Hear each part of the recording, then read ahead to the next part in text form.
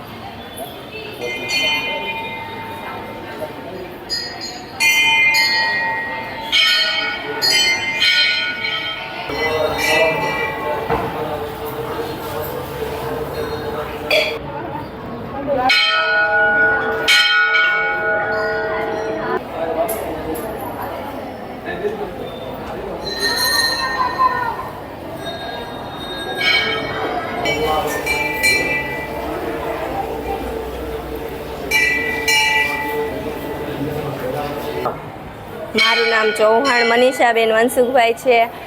આજે ફૂલકાંજળીનું વ્રત છે। શ્રાવણ સુદ ત્રીજના દિવસે બુધવારે આજે સૌભાગ્યવતી સ્ત્રીઓ અને કુંવારી કન્યાઓ શંકર ભગવાનની પૂજા કરીને સારા સૌભાગ્યને પ્રાપ્ત કરવા માટે તેનું પૂજન કરે છે।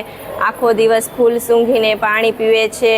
કોઈ કુંવારી કન્યાઓ નકોરડો ઉપવાસ પણ કરે છે અને સાંજે ગાય માતાની પૂજા કરીને પછી સાંજે ઉપવાસ ખોલીને એકટાણું પણ કરે છે।